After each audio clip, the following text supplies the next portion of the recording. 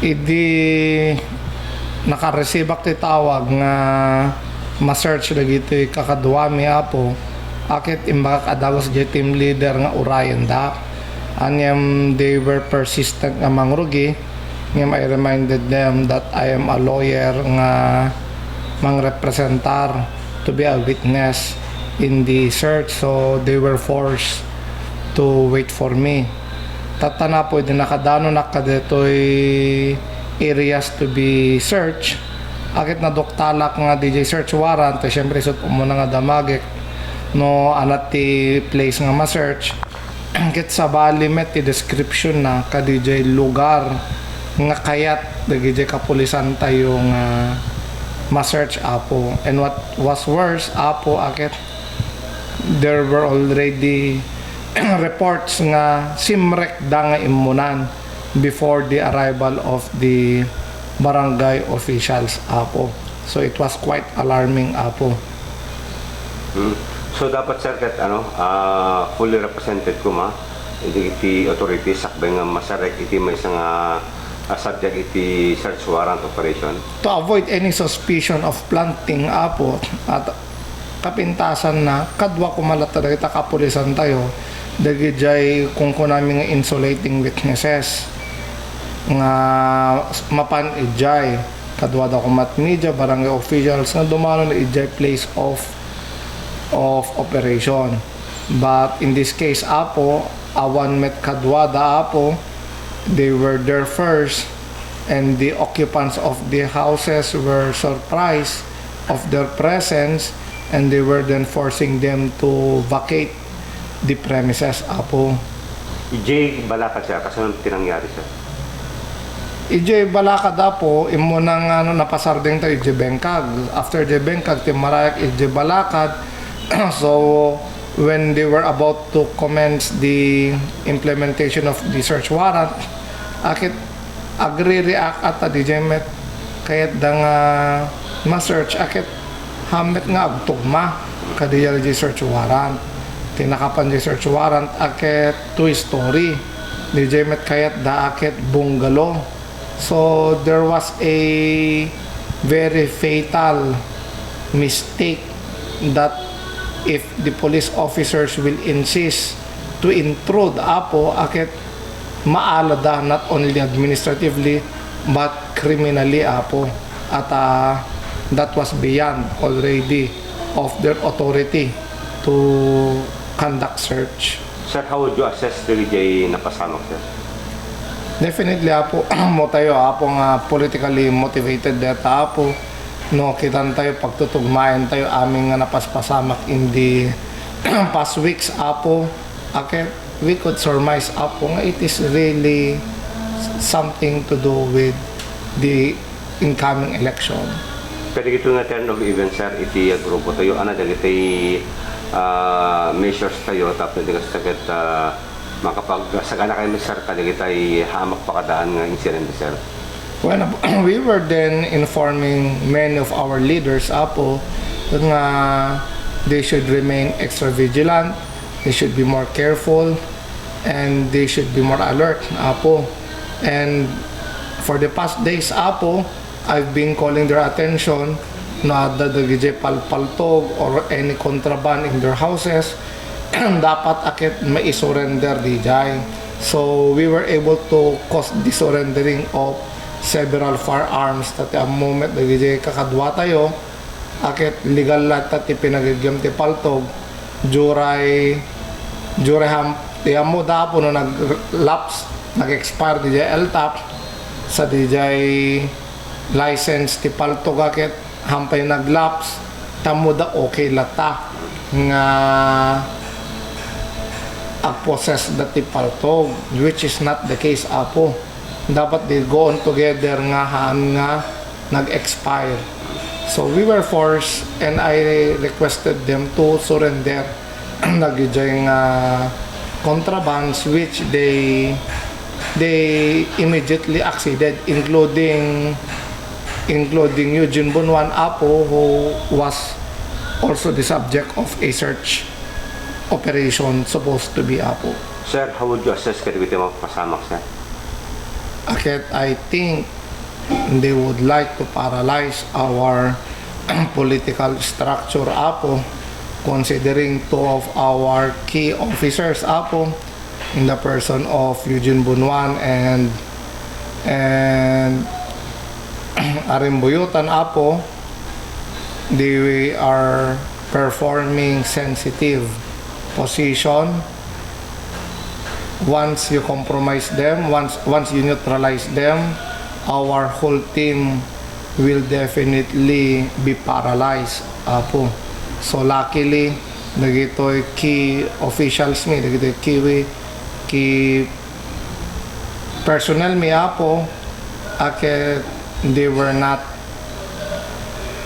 successfully arrested, as that was the intention of a search operation apo no nag-positive ket Tiliwenda, like those other leaders ti Temfariñas nga ni subject ti search nga natiltili on that day apo. Sir, ada ka rin pagbaliwan na ito'y diskarte tayo nga kampanya ka pwede ng pasamak, sir. We doubled our manpower apo to ensure there will be less likely of any untoward incident apo at mas asidegen apo, and we do not know what may be the intention of those persons with bad intentions. Tanukitan tayo apo, ada nagited ti balbala kada kita adu nga leaders mi apo, including Eugene Bunuan, napanda nagipipan ti bala ti balbalay. So nakit kita mo agimula dati ti ebidensyan apo, and they were even subjected to search apo. So it's quite alarming apo, dito mapaspasamak tata. So, sir, ti mensahe tayo nga iti kakailan iti Lawag City. Sabi ko maapo, in this coming election, we will vote those persons whom we believe apo deserve to serve us. At ano, dagiti may mga daulo kada tayo apo akit, they are not morally fit, they are not mentally prepared for that position apo, and in their heart full of vindicativeness apo, akit maperdi tayo lang amin apo. Sabi ko mahangag panuray nagijay agdindin namag nga may bunbunong nga kwarta apo. Tano DJ ti basehan tayo nga bumotos ti may isang kandidato gapo ta nagited dati kwarta. Where is our morality apo? Ikadwa apo, do you think they will serve us with utmost honesty apo and integrity? I really doubt apo. Tano kas det inapasama ken, definitely there will be, as history will show apo, nga there will be some anomalies, there will be some illegal acts to be done apo. So we can avoid that apo by voting apo. Dagiti ammo tayo nga makatulong ti Lawag City ken Ilocos Norte apo, dagiti tao nga ada integridad na apo. Detoy rampant nga mapaspasamak nga pinaggatang ti botos apo. There is no way for any candidate to determine no sino ti binotosan ti mesa nga voter. Handa maamwan ta everything is covered with secrecy apo. Handa met malukatan ta balota, handa met mabaling nga kitain DJ balota, hanga mabalin nagi-record ijay oneg ti polling precinct apo for the purpose of determining sinot na botosan nga kandidato ti mesa nga voter in a ballot apo. So mabalin ti latab botosen no sidno ti ammo tayo nga makatulong apo. No kitkitan ti dagiti mapaspasamak tata apo, dagitoy simultaneous search, dagitoy might ited nga bala, dagitoy ada maratrat nga balay and everything apo. At agirwarda pay paltog publicly nga maala pay ti video recording akit awan action dagita kapulisan tayo. We could only surmise apo nga dagito akit it is being spearheaded apo ti mesa nga tao nga the military background na apo no pagdudugtungan tayo apo apay kasjay ti mapaspasama at sinot ada authority na nga agigam paltog kada bala kada agpaltog kada agasot ti paltog apo those persons with military experience apo apay dagita kapulisan tayo handa even at least to conduct search in a certain criminal incident to determine no okay metla aming nga papeles saan ang nga naaramid. So we could only surmise apo nga there is something, it has something to do with persons with military background apo, and that is very dangerous to the people of Lawag City ata hampay nakatugaw nagijay nga tattao for a higher position apo akit nakadado ti napasamak ti Lawag City.